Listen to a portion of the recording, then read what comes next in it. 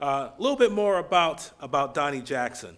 In addition to his work on United Shades of America, he has produced R&B Divas, which was on TV1, Mary Mary on the WE, The Surreal Life on the WB network, and some episodes for The Bachelor on ABC. He's been involved with programs on a wide range of topics, including music, sports, education, journalism, and social media. As a clinical psychologist with a specialty in conflict resolution, Jackson brings unique perspectives and unique skills to producing unscripted television. In a media environment where, let's face it, conflict is the bread and butter of a lot of what we do out there, he actually uses media to deepen understanding, deepen the conversation, and resolve conflict. Jackson's earned a bachelor's degree in psychology from the University of Maryland, College Park, and a doctorate in clinical psychology from Hahnemann University, which is now Drexel University in beautiful Philadelphia. He's also an accomplished writer and a spoken word poet. We might get to hear a little bit of that tonight. Whose work has been featured by artists like Tashaka Campbell, like Jadine Veda and Russell Simmons. His one-man, multi-character spoken word play, One Man Shown, will return to the Greenway Court Theater in Los Angeles in fall 2018. Ladies and gentlemen, with Dr. Sharice Lepre, Donnie Jackson. Thank you. Thank you. I get to start. Okay, yes, awesome. Thank you. Thank you for coming. You're welcome. It's Thanks so for nice to having see me. you again. Likewise. Yeah. Dr. Jackson and I met for the first time at the Association of Black Psychologists in Los Angeles in 2012. He was hosting a panel called, what was it? I remember it so distinctly. Black people on television is better good enough, right? So kind of touching on, in a room full of psychologists, still talking about media. So we're going to bring a lot of psychology to the conversation of media. At that point, he was bringing media to the conversation of psychology. And for those of you who have taken my class, you know that this is a very passionate intersection of mine. So I am beyond delighted to have you here. And it's going to be great. So I'll start off with the same question I start every interview with every person I've ever done. What do you do? As the executive producer on a show, it can be a lot of different things. On this particular show, CNN's United Shades of America, as executive producer, I direct all the cameras. So that's kind of the end of what I do in production. Prior to that, I supervise a team of producers who do the research and try to vet the stories that we're interested in. We usually have a topic that we're going to explore, say Muslims in small town America. So I'll have one of my producers going to Hamtramck, Michigan, for example, the town that has the first majority Muslim city council in America, and say, let's get a meeting with one of the city council people. Let's get a meeting with the mayor of Hamtramck. Let's see if we can find some Muslims that have been there for a while. Let's find some people who are anti-Muslim. So at the beginning of it, we're just really trying to flesh out what kind of conversations Kamal will have, and where we're going to have them, and under what circumstance, can we make those interesting? Visually, can we make them practical in terms of, point A to point B? So as executive producer, I oversee all of that team. And then we go out, I work with Kamal to just, get him comfortable with what we're going to do, make sure that he's intimately involved in what we're going to do. So I don't tell him what to do. It's like, here's some ideas, do you want to do any of these? How do you feel about it? What do you want to add to it? What do you want to subtract from it? Are there some ideas that aren't on this list of things that you want to try? Let's try to explore those. And so it's a very collaborative in that regard. And then once we're out in the field, my job is to make sure that the cameras are pointing in the right place when people are talking. And then when we get back meanwhile, we're sending stuff back to post, and there's a co-executive producer back there who is overseeing the story team, and they're starting to kind of put things together based on our notes from the field. And so when I get back from the field, then I'm more involved with the editors and that co-executive producer. So overall, I do that. I talk to the network. I oversee what are we going to do with the graphics company? What kind of graphics should we have? So I get a chance to be in the entire life cycle of the show. Awesome. Is everybody here familiar with United Shades? Are you familiar? Yes, for the most part. And some of you are not. Bless you, thank you. Having said that, I will point out that the promo for the second season, which is the season that Dr. Jackson worked on, launched this afternoon. So for those of you who are not familiar with the program, I would really love to just take 30 seconds to watch the spot, and then we'll get back into our conversation. So you can see how all of these things come together in this finished product that often looks seamless. Yes, so we play that. Come on. Not all deaths are the same. Some Wait, are this is a real, commercial. some are a story.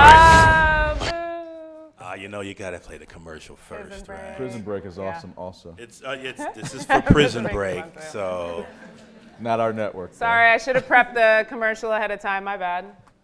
you know it's variety. They have to do Yeah, this. that's how they get your money. That's how they get you. Yeah, for our advertising people. All right. Okay, here we go. Thank you. America is a country of immigrants. That's bullshit. Ultimately, America is a white country. It's a man's game. Women are more suited to maintaining the household.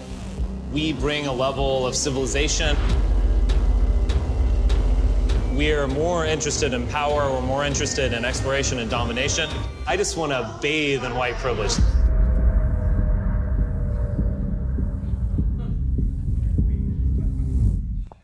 So just a fun, real fun, light, easy. I will point out that Kamau Bell, when he talks about the show, he says the premise of it is places where a black man should not go or where you don't expect him to be. So that's kind of the premise of the conversation. And the first season led with the KKK episode. I'm not quite sure where the this alt-right episode will be, but now that we've watched it, and I would love for you to talk a little bit about how you came to this show from a poetry background, a psychologist background, and how those experiences inform shooting, editing, producing this kind of content. And I don't know how you guys felt watching that. First time I watched it, I just felt that visceral response. You're like, I don't think I want to bathe in white privilege, right? So how do all of those threads come together in this moment that we just watched? Okay.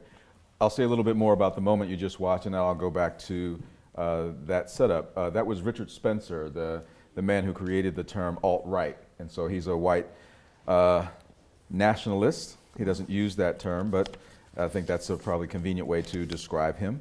And so we spent all day at his alt-right conference in Washington, D.C.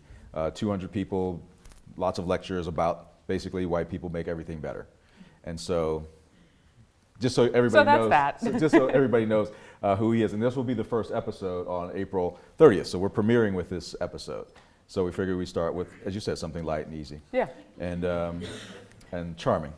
So yeah, that seems like a very contentious moment. I can't imagine being at an alt-right conference. And I go to a lot of conferences, right? I can't imagine being at an alt-right conference. So how did psychology, poetry, production come together in this experience? Because you told me a great story earlier about shooting this, and I would love for you to share it with the students. Well, so in general, how I came to television, I mean, it was kind of a longer route to get to this particular season because I've been doing TV for 16 years. And so, part of how I ended up in California was just I wanted to do more entertainment stuff. I was a professor and a shrink and did a whole bunch of stuff in the psychology area, but I always considered myself a writer and I wanted to explore that. And so I moved to California 16 years later. I'm fast forwarding considerably.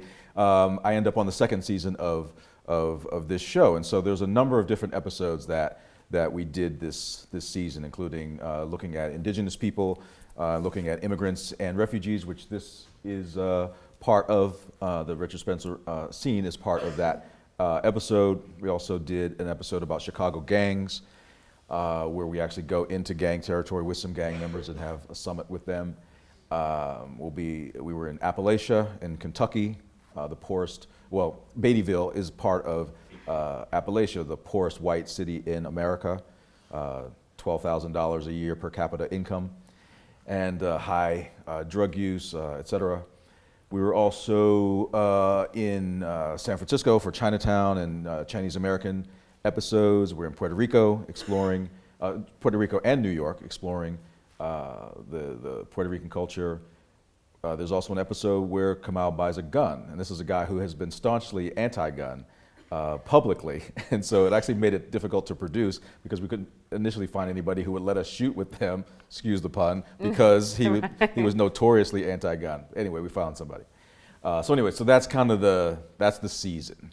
And how I ended up on this show is that they needed a new showrunner. They wanted somebody who could collaborate differently with Kamau. They wanted somebody who could have more of a shorthand with him and help him get invited into these spaces. And so how I think my experience helps. We will only know whether it helps if people relate to the show. Sure. Because if the show's terrible, then it didn't work. Whatever I brought to the table didn't help it. It already got an Emmy nomination for the first season, so right. The pressure was on for me to not mess it up, because it's already doing well in terms of people's attention to it and the critical acclaim, et cetera. But I've done a lot of different types of shows, and some of them were ratchet and terrible and stuff that I wouldn't watch, But you have to keep a roof over your head, and I was learning as I was going, and so I've done some shows like that. But as my career has evolved and I have more choices and things are a little bit more stable in terms of being able to pick and choose projects, this was one of the things that I got introduced to as a possibility. It wasn't like I could just walk in and say, hire me. I still have to meet with them and get them comfortable with my skill set and personality. But I think, in discussing things with them, including Kamau, it was about not getting in the way of a personality that is very warm and inviting and curious. And curiosity being, I think, the most important part of that, being really curious about other people who aren't like him, as has been part of the description. And so being able to be curious and non-judgmental and very present, but also have a point of view, because I think it's possible to have a point of view, but also not be overly judgmental about somebody else's. How can I support that? How can I not get in the way of that? How can I not have him feel like a dancing bear where I build up the circus act and just say, oh, now it's your turn, you just come in and start talking to people. Because that's not collaborative and it's not organic, and even though he's very good at being able to make people feel comfortable, it's still not as rich as it could be. So where does your psychology skill set come into that? Because I feel like everything you've described is the way we know that we should interact with people. Like we should listen and we should care. But what is the psychological lens that you're bringing into this space? Part of it is patience, because I know that whatever emotions are involved with these brand new people have nothing to do with me. And so whatever they're reacting to, I know is about something else. And so that my psychological background informs that. That is, I don't have to take it personally. And I can help him not take it personally if there are things that people are reacting to. Because again, it's a brand new relationship. Right. And they haven't had time to dislike you. They haven't had time to distrust you in that regard. So it's about something else. And so knowing that it's about something else and being able to be patient with that, without telling the person, I'm being really patient with you now so I can get to what I really want to talk about. Right. I think it helps set the tone. The thing that makes people talk and share their lives, and this is true of a relationship if you're meeting somebody, at Starbucks or at a party, or if you're doing television, is that you make them feel safe. And that's not an illegitimate thing. It's not like you're pretending to make them feel safe. You find what it is that it takes in this artificial situation, cameras and lights and audio people and turning off the music in a restaurant where there would normally be music. It's an artificial set. Right. And so how can I help the host make somebody else feel comfortable in that situation? So some of it starts before Kamau even meets them, where my producers are basically saying, we're not coming to you to exploit your story.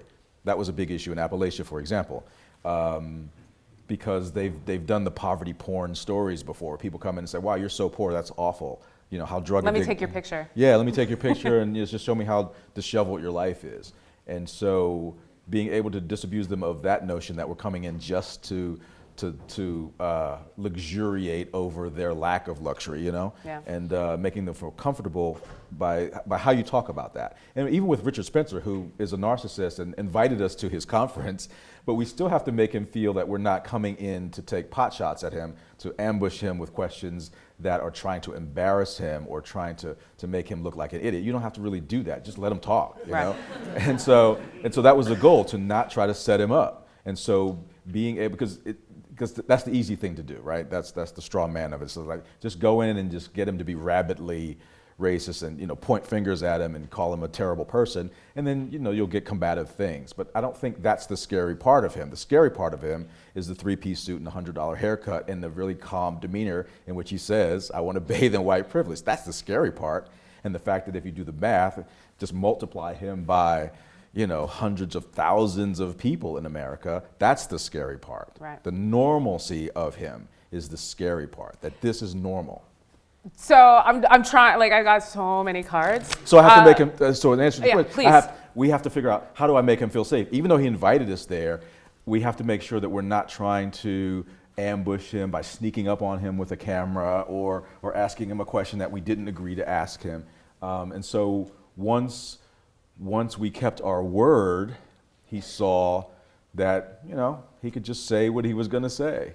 And so, I won't give too much away because I really do want you to watch the entire conversation, which is the entire edited conversation. Right. The entire conversation was 45 minutes long, in which he said the most outrageous things, and you'll see most of those, when the show airs on the 30th. So, but the goal was to make sure that he felt that we were being honorable in our intentions. And I think that's how you get people to talk about stuff, again, personally and otherwise. You're letting them know that my attention to you is honorable. I'm just curious. I don't have a thing that I want you to say. I want you to say what's true for you right now. So the reason I made the cards is because now we're talking about scary. I think I have my get out question somewhere in the back. And so, but we'll come back to that because I don't want to get too far ahead. If I hear somebody stirring tea, I'm out. Okay. All right, awesome. So then on that note, you talk about creating a psychologically warm, safe environment in order for people to show you who they really are. And I think that that's important for every one of our majors, right? So we can talk about journalism and we can talk about entertainment, and that's what this question is. But we can also think about how that applies for public relations, right? Knowing where your audience or your publics feel safe, and then being able to tailor your messages into that space as well. Same thing with advertising, same thing with magazine, right? Like, this isn't just about making your interview subject comfortable, but rather knowing how your audience is comfortable and how that fits in there. So then my next question for you is, in this project, in your life, even in reality television as a whole, would you think of yourself as making journalism or making entertainment? That's a great question. Thank you. I think journalism's job is to, I think, and there'll be a whole bunch of people who can correct me if I'm wrong here, so I'm going out on a limb, but I think the job is to document things in a balanced, unbiased way, right? And I don't think entertainment has to do that. I think you can be entertaining without being balanced, and Kamal's original show was called Totally Biased. Yeah, he had a show called Totally Biased because, again, it's right there for all to see. I have a point of view, and it going forward, so you're not going to be ambushed by it. But here's how I feel about it. Right. I was, if I'm being Kamal, I was against guns, but now that I'm a famous person, I've got a lot more trolls and I have a lot more to worry about now because people can be extreme, and so maybe I should get a gun to protect myself. And so now his bias hasn't changed in terms of what he feels about guns, but he is willing to explore the possibility now. So I think that's not journalistic in that sense, because what his bias is kind of going into it. So yes, I think it's entertainment, but I think it's entertainment without being sensational entertainment. I think you can inform and entertain at the same time. I think you can enlighten and entertain at the same time. You'll remember things that you've laughed at sometimes more than you'll remember things that came at you in a dry kind of didactic way. So I think we're proudly entertainment that happens to inform. So on that note, let's tie back into issues of the title of this talk, which is Race and Entertainment Media. And you listed some of the topics that will be, it's kind of a race question, kind of not, so I'll just let it go. But you listed some of the topics in the season 2. I was curious as to what storyline in season 2 was most exciting to you, and which one was most personal to you in your own identity, your own experiences, your own upbringing. How do you live through your work? I didn't write that down. That was a good one. How do you live through your work? Just right off top. Yeah. That's a great question. I hadn't thought about that at all in terms of what was the most personal to me. I think, and I will just kind of go with what comes to mind. I think when we were in Puerto Rico, when we were exploring that story, and this was a story that I really wanted to explore because I think there are aspects of Puerto Rico that people are not aware of. And one of those aspects is the fact that there's a very African concentration in Puerto Rico that a lot of people don't know about. So the people there look like me, as opposed to stereotypically looking more like you. And so that's something that a lot of people don't know. And so I think that was personal to me because it's so easy to make grand assumptions based on the phenotype of somebody, just based on what they look like. Right. And so if I'm at a Pan-African conference, I may have people asking me if I'm from Africa or from West Indies because of the set of right. it. Or if I'm somewhere where it's a predominantly, or I'm the only black person there, the white people that I talk to may assume that I grew up in the suburbs. And so just being a black man in America with a lot of decisions being made about me that I have no overt control over, the whole idea that there's a racialized aspect of Puerto Rico that we don't think about was kind of personal to me. I'm not Puerto Rican. I didn't grow up there. I don't have any stake in it in that regard. But it was so reminiscent of other things that I've had to think about over the years, where even though things have gotten better, there was an era where they weren't that great. Right. And so just feeling like I could relate to that aspect of it. Yeah. So then, you've done a lot of programming that's, to use the parlance, targeted. Right, so targeted to black audiences, mainstream, or whatever mainstream means, often white, heterosexual, middle class lens. You've done a wide variety of programs, and I'm kind of curious as to is there a difference in that production? What skill sets are the same? What skill sets are different? And how do you negotiate that space without? And I think a lot of students that I've spoken to are in fear of becoming pigeonholed by doing too much of one targeted piece of content, be it advertising, entertainment, journalism, whatever, that you can be easily pigeonholed. So I'm curious as to how you move. I don't even want to say move between worlds, because then again that implies that they are disparate. But can you touch on that a little bit? The difference between targeted programming, more larger mainstream network programming. Is there a difference, or am I making up a artificial distinction? No, there's definitely a difference, and I think, and it's okay that there's a difference. I'm not uncomfortable with them being considered different worlds. They can be parallel worlds where it's still English, but that there's a difference to that English. There's a different accent to it. There's a different dialect to it. And I don't mean that just in the linguistics of it. I mean in the entire culture of it. Right.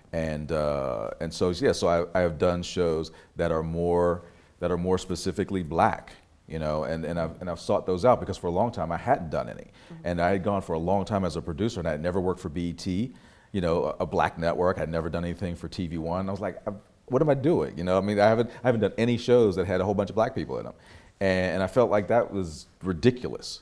That now I'm at a point where I should be able to do that, and so I sought that out, and I was able to do that. And there is a difference, and I think that's good that there's a difference, because there are things that I don't have to explain when I'm talking to network executives, you know, because we've both come from a kind of a common experience. We didn't grow up exactly the same, but there are certain things that I can say that I wouldn't necessarily say to the white Jewish executive that I had for the Tony Danza show on A&E. Mm-hmm. So if you know, so if I'm talking to an executive about on R&B divas, you know, and divas is in the title, so you get a sense of how high maintenance everybody is.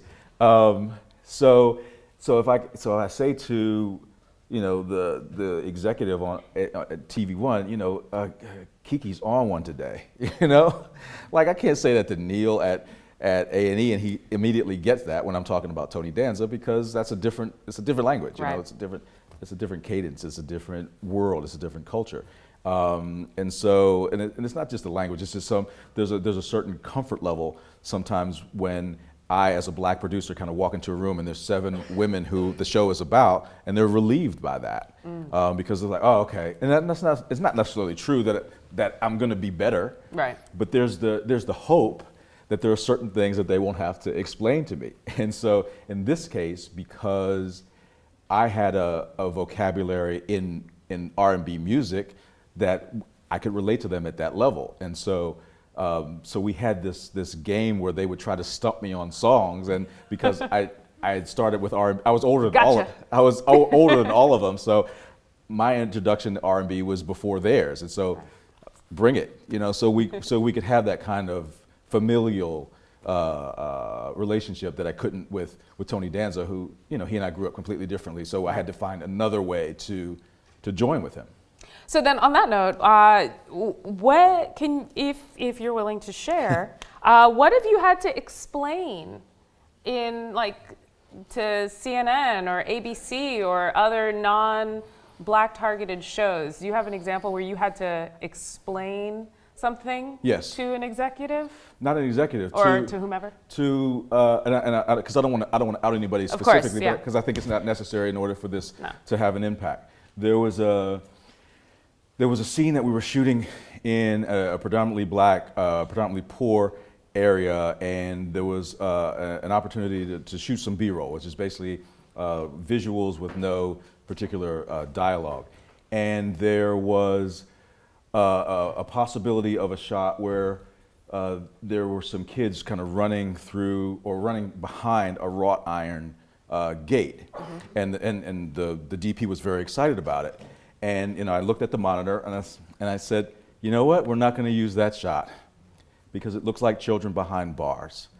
And so, and he was like, what? He didn't get it. Right. He didn't get the visual of that being portrayed at a national level, the subliminal of it, that I wasn't comfortable offering that to America as a thing that I wanted them to react to and have some kind of galvanic skin response, you know, to. And so it was a very specifically black thing that took a minute to explain, and eventually he got it, but he had to see it first. He had to actually see what that looked like in post, because we needed to show it. I needed to show it to him because his initial reaction is that you're making too much of this. It's no big deal. Yeah. But he didn't grow up. Why are you so sensitive? Why are you so? But he didn't grow up as a black child. Right. He didn't grow up as a black man. He didn't grow up watching what happens to black relatives, and so it was a teachable moment. Oh. So I have more questions, and we'll go for like another 5 or so minutes, and then we'll open it up. Sure. I do want to. We haven't gotten through any cards. It's fine. That's not my fault. You know, it's totally mine. I really would like for you to share the story you told me earlier today about going to the alt-right conference and after shooting the alt-right conference. As a professor, and I think all of my colleagues can attest to, the experience of explaining the world to, oh man, I know one of them's gonna yell at me for it. Explaining the world to a younger generation, right? And I know I am part of the younger generation, I got it. Eyes rolled. But nonetheless, right, the process of what's happening in the world and engaging intergenerationally around historic concepts, current concepts, and I think so much, like, admittedly, what's CNN's like average age viewer? Something in the 60s. So we could talk about whether or not this show is bringing in younger audiences or bringing a younger audience to an older awareness. But I was wondering if you could talk a little bit about the intergenerational conversations between you and Kamau or the other folks on your crew, and if you could share that story about the alt-right conference and how that was the balance between production and psych, I would appreciate it. Okay, so the alt-right conference was 200 people strong, basically. 5 women, incidentally. Really? 5. Total? 5. 200 women. How many were on the crew? 200 people, all white dudes and 5 women. Okay. And tequila. And so, you'll see. Well, you know, she's... And so that, and again, I've had a longer history than everybody else on the crew in terms of just being alive. So I've had a lot more experience being the only black dude in a room full of white people. So I'm kind of a marathon runner in that regard. Right. But I've also not spent all day at a conference full of racists who are basically saying it's great to be racist. Yeah. In fact, we want more of that. I've never done that before. So that was new for me. And so knowing that we're all experiencing this at the same time, and it's a multicultural crew. You know, there's Kamau, there's another black gentleman who's a comic consultant. There's a woman from Nicaragua. There's a black woman who's one of the assistants, and the rest are white males under 40.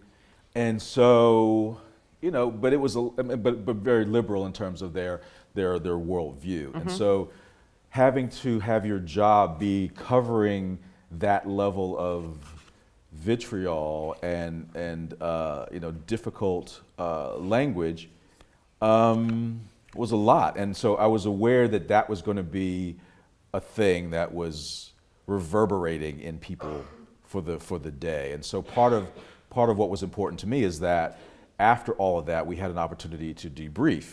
That is, let's not pretend this was a normal day. This wasn't like chasing squirrels in the park. You know, this wasn't like a regular conversation with somebody. This wasn't like our conversation in Chicago talking with the Black Lives Matter guy. You know, this was the opposite of that, right, where you're having to withhold your reaction in order to be a professional, as opposed to, I'm not filming this, I'm just gonna walk out, you know? Right. So, but everybody did their job. Everybody had a job to do, and our job was to cover it. And so that level of tension, I didn't want to go uncommented on. Right. And so, you know, we had a meeting afterwards, and I wanted people to know that, look, I want you to talk about this. You can talk about it here, or call your mama or your boo or whatever it is. Don't just sit with it, because that is a lie to just sit with it. This was not a normal day.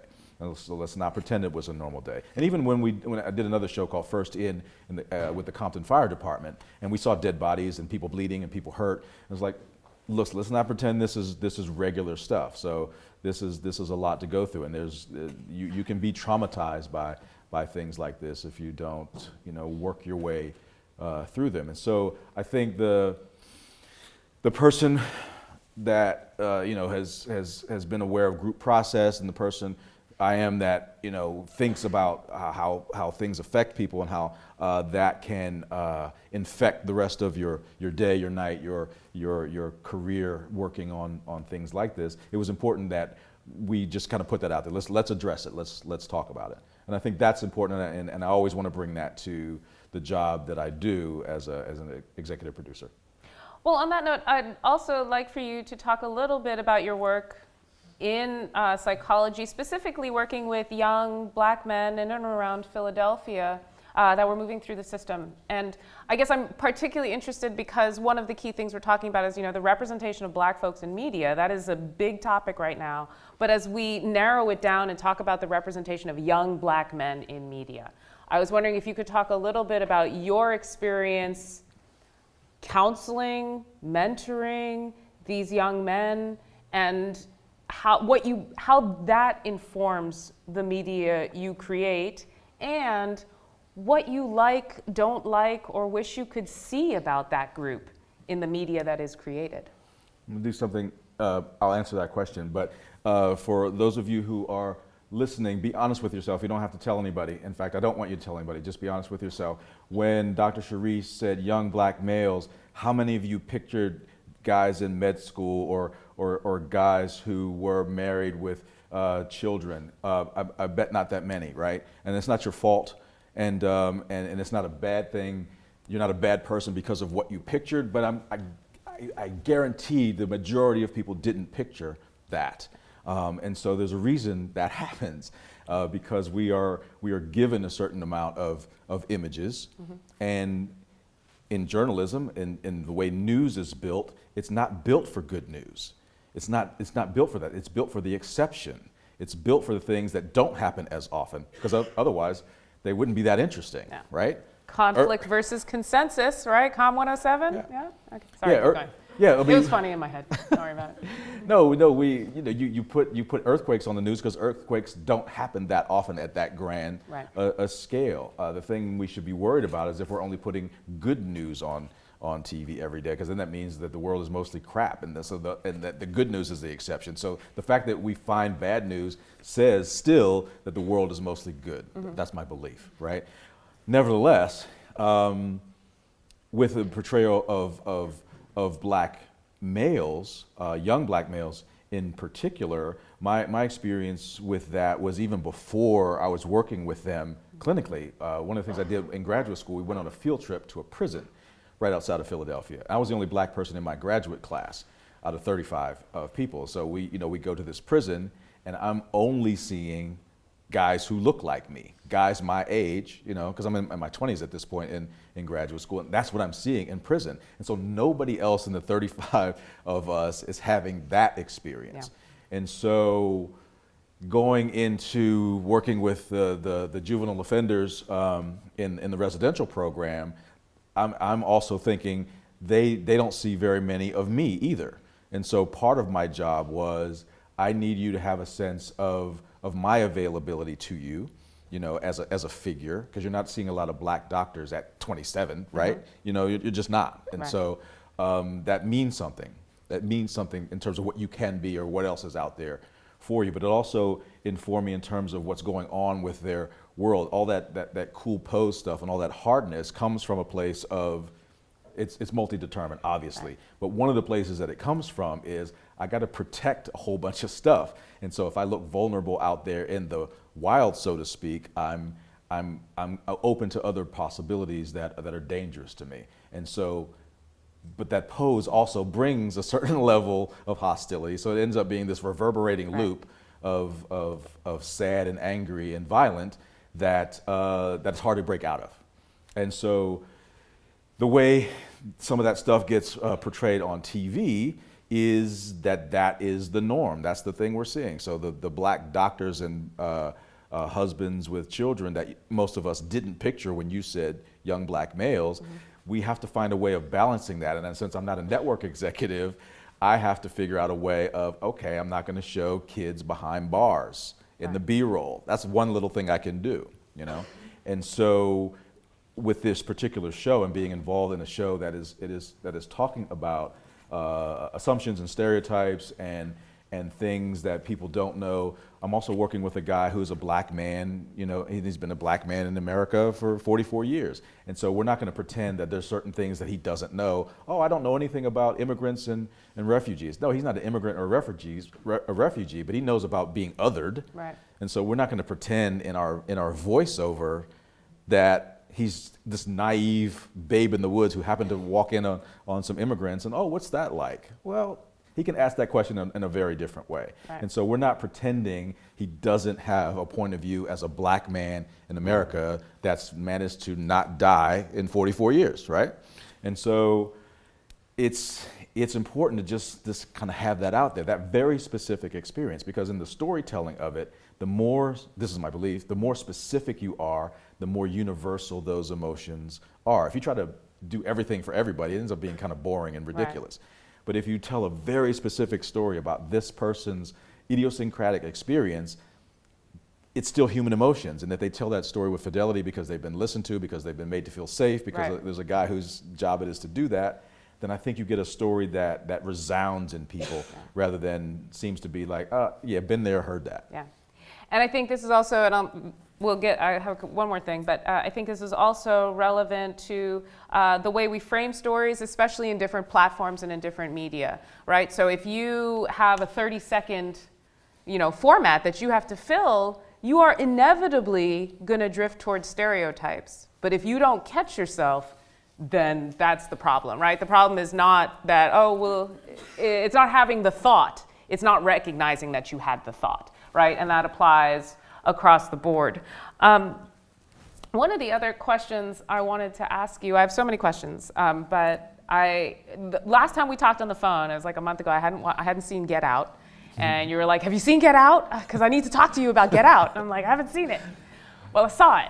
And I'm super excited to talk about it. And I don't want to go too far in the woods because we could talk about that for another hour. For sure. But for me, it was scary when you go back to talk about what's scary, right? And you talk about Richard Spencer and being in a room full of 200, unabashed, proud racists. Then what was the most fascinating thing about Get Out to me is the extent to which it made real a metaphor, not even a metaphor, a psychological state that we usually cannot give. It made the intangible tangible, right? This idea of internalized racism, this idea of extreme assimilation, right? Repressing yourself, and for those of you who haven't seen it, I apologize, but the idea of not just repressing yourself, but having someone repress who you are so that you can move through this rest of this world, right? To achieve the sunken place. And I got nothing. I'm just so excited about it. And so what did you think about Get Out as a psychologist, and more importantly, as a media producer? How did that movie either change the way, affect the way you talk about the psychology of marginalized and stigmatized people? I think one of the achievements, of the many achievements of the movie, is that it centralizes a black experience. It centralizes a black point of view, what it's like to be the pointed at, what it's like to be the walking zoo of it.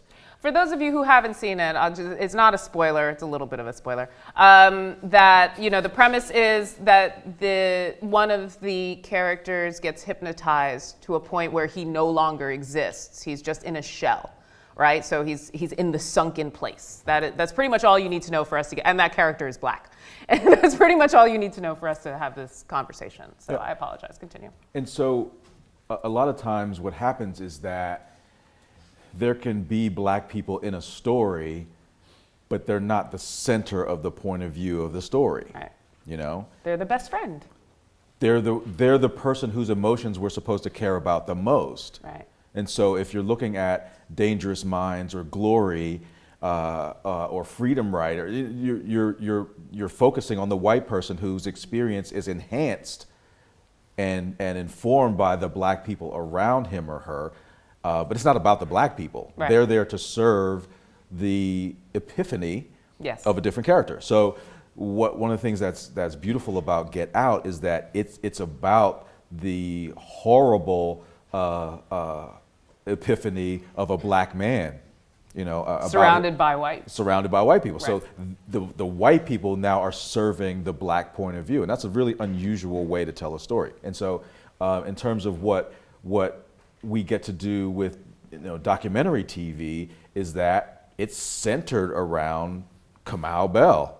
He's a black man. It's his experience. And so when his friend calls him she's Muslim, and when she calls and says, I need to talk to you, and he brings her to Detroit so they can talk about the fact that this guy just got elected president, and that's not going to be great for Muslims. That's about his experience. He's still talking to her, a Muslim woman, and he's still talking about a white president in a fairly stringent way of looking at racial relationships, but it's still through his point of view. Right. It's his curiosity that we're following, not the, And empathizing with. not the people around him. And I think it's such a subtle thing. And I encourage you all to read Toni Morrison's book, Playing in the Dark, Whiteness in the Literary Imagination, from 1992. But it's an amazing, it's a densely written set of essays. But one of the things that's important about it is she talks about how what happens in a lot of entertainment and she's talking specifically about literature, but this applies elsewhere, is that the white characters haven't really acknowledged that blackness is informing their point of view. Oh, yeah. So they're not thinking about, they don't have to think about whiteness, Right. you know? And she talks about being able to look, if you're looking at an aquarium and all of a sudden you realize, oh, that's glass. You didn't have to think about glass before. Right. You're just thinking about the fish.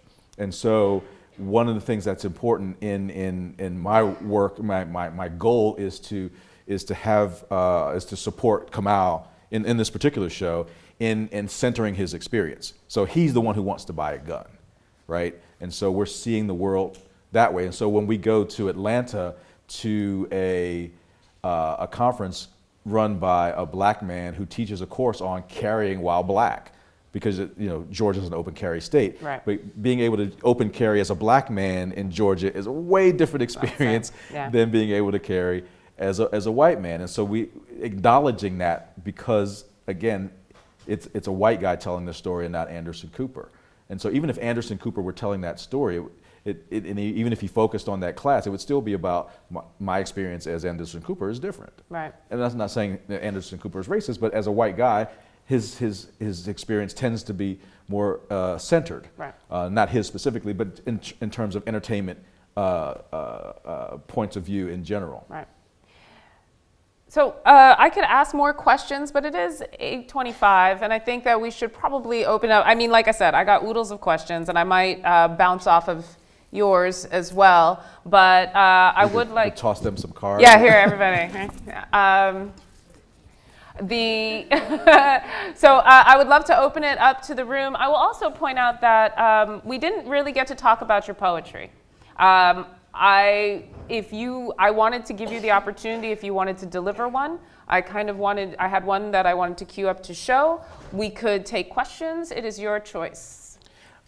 You don't have to, no pressure. Not at all. But I want to make sure that however we use the poetry, that it serves the purpose of your race and entertainment media Sure. somehow. I don't want you to feel like No. you don't have to make me happy. Oh no! Trust me, I'm only in it for myself.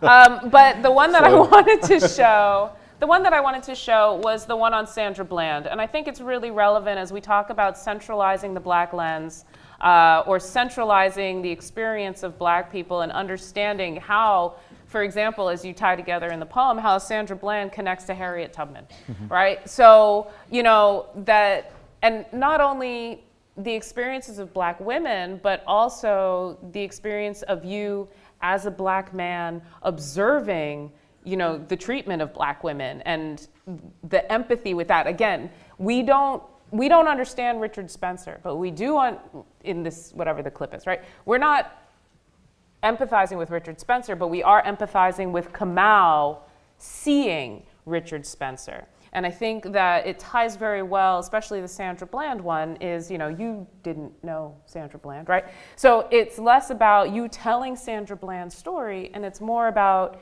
you sharing your experience of watching her story. And through those layers, we come to empathize with the character that is centralized and see a different story that we may have already known, but now we're seeing it through your eyes. And if we're going to throw it back to, no, I'm not going to throw it back to Get Out, the scene with the eyes. No, it's like, I want your eyes, right? But in empathizing, that sometimes it's easier to empathize through the stories of others seeing others' stories. There's too many others in that statement. No, but yeah. I get it, and I think there is a way of tying it to what we're talking about in terms of race and entertainment media, because the way that I learned about Sandra Bland was in layers. Like, that story didn't come fully formed. Right. We heard a little bit, about her death, and then we heard a little bit about how she was stopped, and then we heard a little bit about how she responded when she was stopped, and then we heard a little bit about how she was in custody. And then the video came out? Right, but that was all through media. Right. Not necessarily entertainment media, it was information media, and some of it came through Facebook. Some of it I learned on Facebook before I saw it on the news. Right. And so for me, once there was enough of a story to have a lot more questions, that's what informed the piece for me. So if it's okay with you guys, I'd really like to watch this clip. It's 3 minutes, and then we will open it up to whatever questions you have for Dr. Jackson. And there shouldn't be any commercials here. Thank you. I'm sick of namesaying that isn't a whisper in a lover's ear. I don't want to know that woman's name should have been a stranger to me. Mind her own business. Live business. I don't want to say her name, rigor mortis my jaw till I can't speak. I don't want to meet Sandra Bland in my feed, in my news, already crowded with black women, ain't care about me like Kendra Chapman, her bones rhyme with Kimberly Randall King. I know too many black women's names died at the end of a question mark. Explainers want us to believe that they chose this goodbye, but they don't know physics like we do. They don't know hanging is a black woman made weapon by her own weight. Don't they know if a black woman was to die of weight, of the deadlift, of help me Lord, and not living and dead I can't, and I wish a motherfucker wouldn't be none left. She been weight all her black woman life. You know how much bitch weigh, how much gravity a bit lip got, how not killing you sit thick around her waist. Black women don't kill themselves until nobody can hear their weight coming anymore. I'm up to here being mad 'cause you mad. Even dead 100 years, Harriet on the $10 bill got too much weight. Way too much. Way too much. Made her lose weight from the 20. Harriet's weight need to be on some weight shit. Hung Harriet too. Hung Harriet out to dry. Only want black women weight when it can wet nurse. Feed anything but her own. Check the technique. Mammy. Mammary. Adjectives tell persons, places, things what kind of story they are. Thought she could only be nipple if she wasn't carrying, but every black woman since 1950 been carrying a razor. Call them children now, call them voice, call them no, call them this is what cuts me down when you hang me. 'Cause y'all explainers love you some black women sad. Black women sad like oil on your fingers between your legs. Don't look like weight at all, look like regular black women suffering, still there after she clean up everybody else's sad. Then she can get Sapphire angry, 'cause yeah, that's not weight at all, right? We're supposed to believe that these black women only had enough angry left for jail. Fuck you mean by her own hand. The last thing these women saw was not their reflection. No, these women knew they were fearfully and wonderfully made, knew they were, I will build my church on this rock, knew they were rock, knew they were church-bearing womb, knew they were, I will arise and go to Jesus. These women, these black women did not devil their own weight. They were ended into gatherings of cawing birds. They were murders. And you forced their miracle names into our mouths until we gag on the saying. You have underestimated how much scale we tip for them. Holy, holy, holy. Who was your mother that you don't know a black woman is Sabbath? How dare you dangle a Sunday from a suffocate tongue and think that we, the rest of the week, won't stop time on you?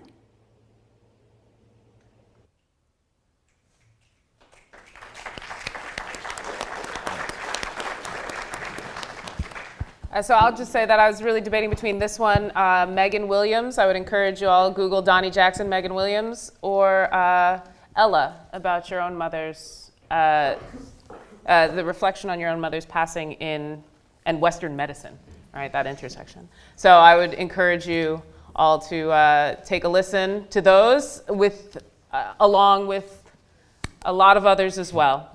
There's a lot of his poetry on YouTube, so check it. On that note, I will open the floor to questions. Please, any questions you have about anything, and I know there's lots of things we haven't talked about, so anything you like. And please tell us your name and your major. Hi, hello? Yeah. Okay. We're good. Hi, my name is Rain. I'm pursuing a master's in public diplomacy here at the Newhouse School and at Maxwell. And my question is kind of convoluted, but bear with me. So I went to a small PWI, which means Pure White Institute, in the middle of. I think it's predominantly, but let's keep going. It's predominantly. Well, I was in Red State, Georgia. Okay. So the nickname was Pure White Sure. Institute. So I found that they always had meetings about race relations to assess the racial climate at our school. So whenever I went to these talks, I always looked around the room and I noticed that it was me and my black friends talking about the race relations at our school. No other races were there. No other minorities were there. So I don't know if if the ratings are measured, how the ratings are measured, like as far as demographic goes. But I was wondering, how would you, as a producer, be able to draw white people into conversations about black people and minorities, not just through the show, but I mean to get them to genuinely invest for 5 minutes, 10 minutes, 15 minutes about talking about or listening to how their privilege affects us, even on college campuses, walking down the street, in coffee shops, at the gym. How do we get that conversation to not just be with black people and minorities anymore? That's a great question. And I think you've hit on what the reason for being is of a show like this, is that the way that it comes at you, and CNN, is a predominantly white demographic in terms of its viewership.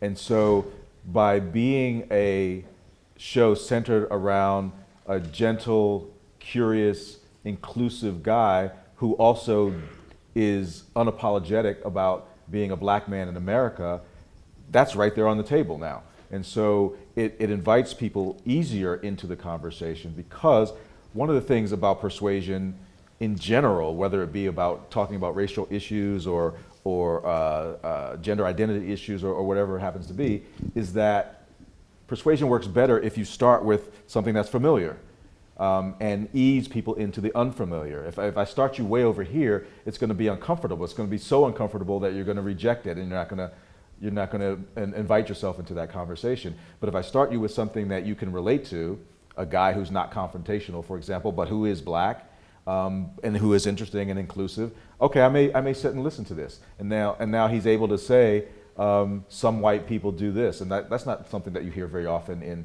network television, where somebody is even naming, who we're talking about. The ease with which that level of discomfort can be vaccinated into the viewer, I think is more effective. And that level of vaccination is going to have to be, because if you remember your vaccination, it stung a little bit, right? But it's there to save your life. And any kind of growth that you've ever been through was uncomfortable at some point. If you think about the classes that you're in and you've learned something new, it was uncomfortable until you got it. And the temptation is to go back to what you used to know. But the truth is that what you used to know doesn't help you in this situation. So now you're in this state of confusion and discomfort until you learn that new thing, whether it be how to conduct an interview or whether it be how to white balance a camera. Whatever it is, at some point it was uncomfortable. And what I think a show like this does is says, you're going to be uncomfortable, but it's not going to be brutal. It's not going to be a bludgeoning. It's going to be a vaccination. It's going to sting a little bit, but tolerate it, and we'll walk you through some stuff, and you're going to come out on the other side knowing a little bit more because you tolerated that discomfort and grew. Any of you who do weight training, you know how the muscle has to break down before you build up a larger one. That there's that level of discomfort in the muscle. Otherwise, you just don't get better at it. You can't pick up any more weight than you could before. You can't run any further than you could before. And so I think that's how it happens. It happens gradually. It doesn't happen in an assault. On that note, I think it's kind of interesting. I would ask, you know, when you say, okay, we're having a conversation on race relations today, we already have a frame. Like right now, I've just said, oh, we're having a conversation on race. This is a conversation on race and entertainment media. So, you know, that's one spin. If I say we're having a conversation on student relations, and then everybody comes, and then, oh, lo and behold, it's five black folks on the stage, or let's say 2 black folks, 2 Latino. You know, like it's people who are not white on the stage. Then we've drawn in an audience just by changing a word. It's not a lie. It's also student relations. But again, yeah, framing.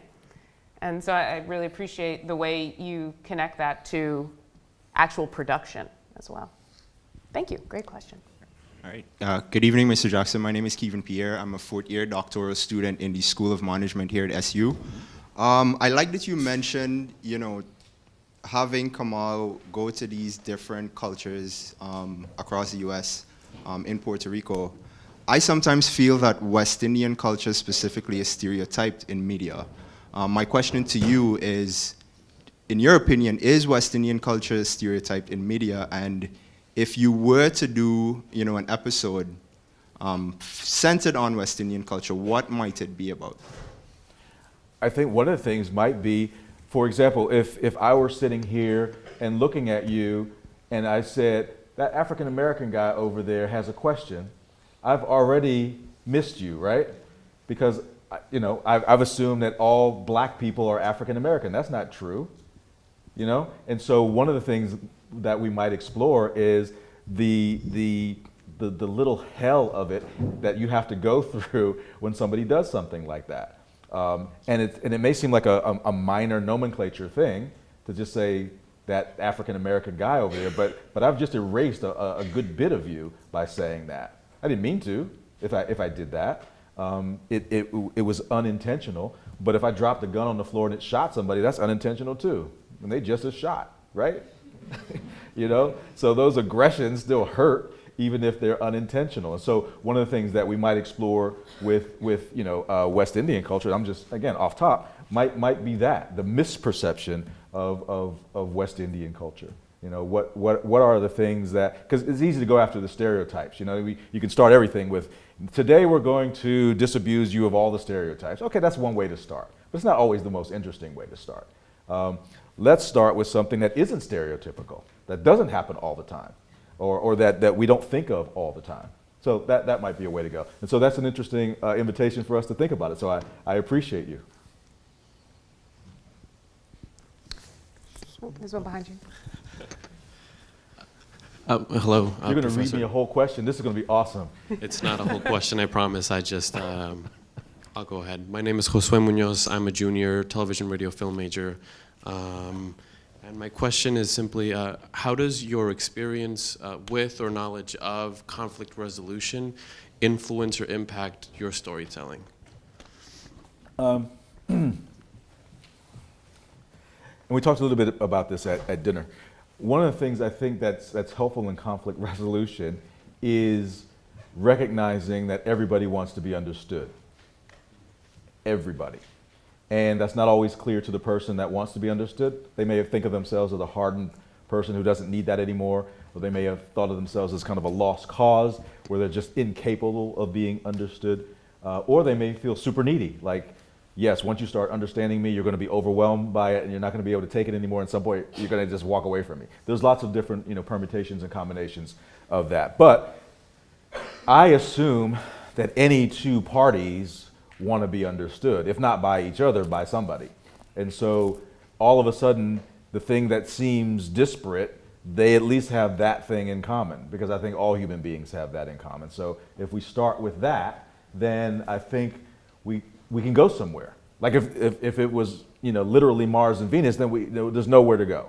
You know, they literally don't have anything in common, so there's no meeting place. But knowing that they both want to be understood gives us a way in the process of it of, first, you tell me your story. What's the problem as you see it? I want you to define the problem from your point of view. So it's driven by you, as opposed to me seeing you and our doctoral student gentleman across the aisle from you. I see you two arguing, and I just break this shit up. Stop. Just stop doing that. I've resolved the conflict from my point of view, right? You've stopped disrupting my class by arguing. But that wasn't you-centered at all. Like, you've learned nothing from that interaction except how to behave, and I can get a 3-year-old to do that, right? And so by focusing on what happened that you two are fighting, I need to stop you two right now just from hurting each other, but I'm not going to tell you what the problem was because I don't know what the problem was. And somebody has to go first, so flip a coin, you go first. And you tell me what the problem was from your point of view, and he's going to listen. And then you tell your story, and then I say, well, from your point of view, what was your problem? What was happening with you? And so now I'm saying I'm not the expert here now in this problem. You are. You know what the problem is. Me breaking it up makes me the expert, right? I know what's going on. You're disrupting my class. So I'm the expert. I've defined the problem. It's a me-centered problem now. Starting with you, how do you define the problem? And this is what we can do on television. We can say, typically, what's been the problem for you? As opposed to coming in and saying, here are all the stereotypes about West Indians. Here are all the stereotypes about Latinos. And here are all the stereotypes about transgendered people. Let's go ask some people how much this is true, as opposed to what is true for you. Because there are places in the world where it's fine being all those things, and it's not a conflict at all. And so by me saying, no, this is terrible and it's awful, tell me how awful that is for you. I've defined it from my point of view. And I think television can listen better, is the thing. Television can have less of an agenda. Television can have the only agenda being curiosity. I don't know, you're the expert, tell me. And here we go. Thank you. I hope I answered your question. Thanks. I have a question. Okay, no hands. All right, I'm gonna get mine in. I'm so touched by that statement that television can listen better, right? As somebody who does work on, the psychology of communication technology, now it's, well, what is the communication technology psychology? But I'm curious as to what kind of show you would like to see on television, and what kind of stories would you like to hear and be told, or have told. Yeah. So that idea of television can listen better, what does that look like? I think one of the things that we don't address enough, and it's certainly gotten better, is how frightened we are of femininity. Not women, femininity. Sure. And so I think that plays out with women. I think it plays out with people who are transgendered. I think it plays out with men who are considered effeminate. But I think the bigger thing is our fear and discomfort of the mystery that is femininity. And so I think a lot of the things that we go through stem from that. It's one of the things that I'm curious about. It's one of the things that I try to explore as a writer. When I'm trying to change points of view, to try to get closer to it. I can never resonate enough, at the same frequency in that regard. But I'm trying to be empathic in a way that helps inform my interactions with people. So I think that would be something I'd want television to do very specifically, rather than looking at effeminate men or gay men or transgendered people or women issues. I'd want to just let's talk about femininity and why that's a problem. And I think part of why it's a problem is because it's so powerful and mysterious at the same time. Right. So the sort of addressing a construct that trickles down or trickles up to impact a wide variety of different people who are generally thought to be functionally disparate. And I think, at least in our own concepts, and I think that's one of the things I try and do in class, like when we have a conversation about race, to go back to the first young woman question, Rain? Boom, okay. So, very proud of myself. So if we go back to her question about, when we're talking about race, that gets framed as a black issue. And usually what I try and do in my classes, I'm like, okay, race is a thing, we talk about it, it has impact, but I would like you to think about racialized thinking, right? So how is the black-white history in the US similar to that of, the Catholic Protestant issue in Ireland or Israeli-Palestine, right? These racialized thinking, when we categorize people because of X, whatever X is, mm-hmm. Hutus and Tutsis. For those of you who are Rick and Morty fans, I also show the Unity episode where they go and it's a race war based on nipple design. Anyway, right? Like all of these are examples of racialized thinking, and that's a much bigger construct that then can inform a lot of other things as opposed to race, right? And like whatever we think that means, because what race means in the US is not what race means in China, is not what race means in the Middle East, right? Or it has the same racialized construct, but you know, skin tone might not be the difference. It might be height. It might be something else. It might be your religion, right? So I really appreciate this. How can we get television to address a larger construct that will then help us understand all these Right. other factors of life? Yep. That would be mine. Let's make a TV show. You heard it here first. Any other questions? I have a question. Oh, okay. Your Go. questions first. One from Tula and then one from our host, and we'll call it a night. Excellent. All right, my deep, dirty secret is that I love The Bachelor and The Bachelorette. Okay, now announced it. That's not a bad deep secret, though. Let's all be honest. That's not too That's the bad. only reality TV I watch apart from the news, which is a reality TV show on its own. So my question to you is, we finally have an African-American bachelorette, Rachel Lindsay, and how do you think that's going to affect the show, the stories that are told, and the audience that watches it? That's a great question. Luckily, you told your secret with nobody watching. And we're not recording it at all.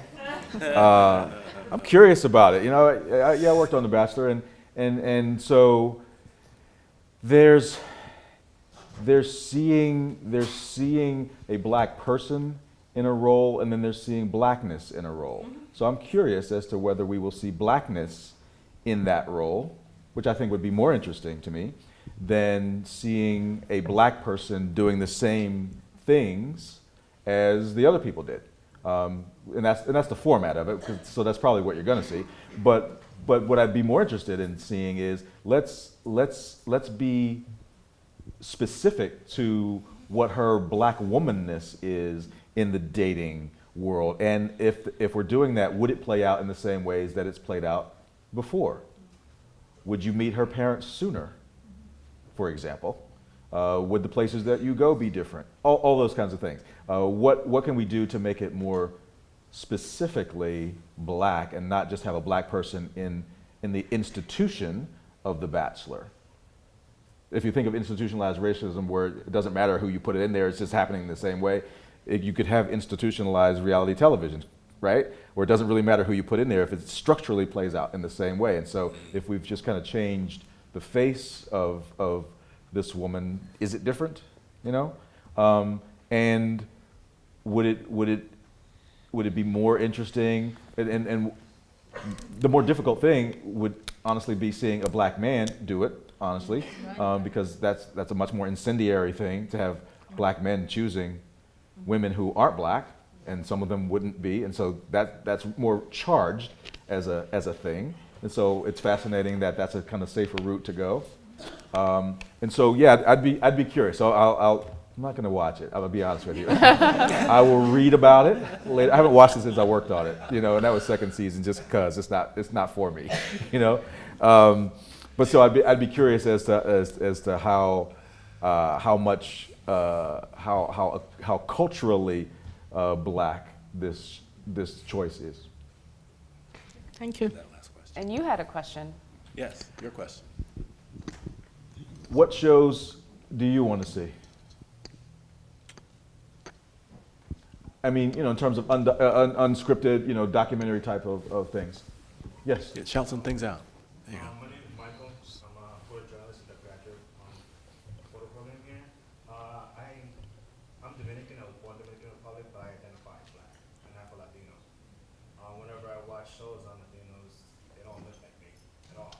I would love to see a show with somebody who looks like me who identifies as Afro-Latino, which hasn't happened yet. There's some actors who I know who are Afro-Latino, but their roles primarily are African. Yeah, they get categorized. Yeah, Zoe Saldana, for example. Yeah. Mm-hmm. Yeah. I will totally empathize with that because I identify as Afro-Sino-Guyanese, And people are like, there are no Chinese people in the West Indies. And you're like, there are lots of Chinese people in the West Indies, like a lot. And so, yeah, thank you. One of the episodes, just for a second, one of the episodes that I would love to do with this particular show is an episode about Dominicans in America. And so we do, and you will see when you look at the Puerto Rico episode of this, that we do deal with Afro-Latino issues and people who identify as Black and Puerto Rican, at the same time with no, dissonance in that. But I also know that Puerto Rico isn't the same as being from the DR, and being from the DR isn't the same as being from Central America. So I would love to see that. So that'd be one of the things I'd love to explore. Okay, yeah. All right. We got Absolutely. Our first interview. All the way up, sister, all the way up in the back. Hi. I want to hear you. Kind of in that same theme of things. I was born in Nigeria, but I became American when I was 8 years old. So that idea of you having these two worlds that you're blending, I'm always curious into what that looks like. What spaces do you become American? And I love code switching and just hearing people randomly call their mom and they get an accent. You're like, what? So I love being able to explore that combination of identities. And, we have shows like Insecure where, the people there, they have, African backgrounds, but they're largely American. I would love to be able to see people be comfortable in the duality, kind of like what we mentioned earlier, but what does that actually look like? What spaces do you feel comfortable switching back and forth? And if we are a nation of immigrants, right, as the rhetoric goes, then we should be seeing that more, right? That we should be seeing code switching between the home and the work and what have you. Yeah. Mm-hmm. Thank you for that. Yeah. There's another gray Thank you, Timmy. sweatshirt. I didn't realize that was you up there. There's a gray sweatshirt here. Yeah, awesome. Yeah. All right, then we're going to And then we'll wrap it up. Yeah. Okay, so again with the show thing, I think a really interesting idea for a show or like a part of the documentary series is specifically focusing on like trans people and trans people of color specifically and other people who fit outside of the gender spectrum and this gender binary. Because like people, specifically trans people and trans people of color, they're one of the most forgotten people in America right now, like quite honestly tossed aside most of the time. And it'd be very informative and kind of groundbreaking to have something that explores their nature and their world. I'm sorry, I'm going to make a joke, so I apologize if it's Are you saying Laverne Cox is not enough?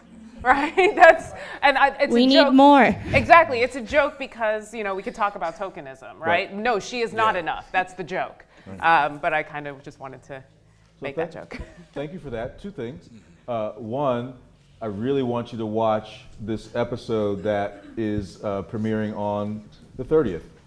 You may be surprised at what you see. I'm not going to give any more away there. I want you to be intrigued by it. In terms of, to your very point. The other thing is that I will plug a completely different show. And so I'll also invite you to watch Katie Couric's show called Gender Revolution on Nat Geo, which is, I think, available on demand or something like that, which is, I thought was a really, really great exploration of gender identity issues, including transgender issues.